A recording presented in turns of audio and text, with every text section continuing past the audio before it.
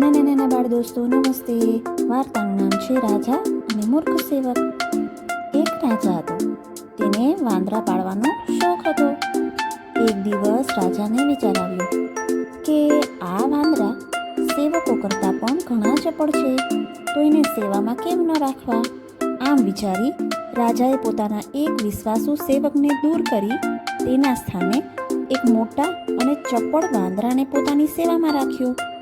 તેણે વાંદરાને પોતાના શયનખંડની ચોકી કરવાનું અને પોતાની દેખભાળનું કામ સોંપ્યું. રાજાએ બતાવેલા સર્વ કામ વાંદરો ઝડપથી કરતો.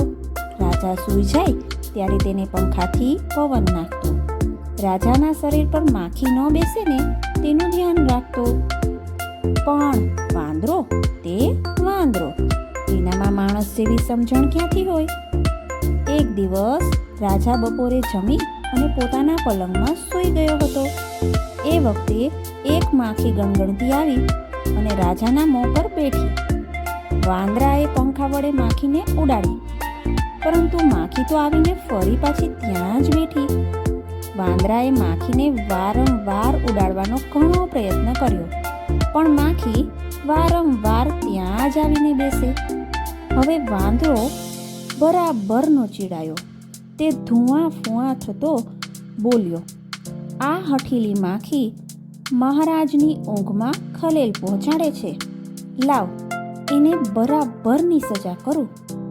આમ વિચારી વાંદરાએ દિવાલની ખીટીએ લટકાવેલી તલવાર લીધી અને રાજાના મોં પર બેઠેલી માખી ઉપર જોરથી ઘા કર્યો. માખી તો કોણ જાણે ક્યાં ઉડી ગઈ, પરંતુ રાજાનું ડોકું ધડથી જુદું થઈ ગયું. અણસમજુ અને મૂર્ખ સેવકને સેવામાં રોકવાથી રાજાએ પોતાનો જીવ ગુમાવ્યો. નાના દોસ્તો, આવી જ વાર્તાઓ સાથે ફરી મળીએ. જો તમને ગમ્યું હોય તો લાઈક કરો અને સબસ્ક્રાઈબ કરો. આવજો.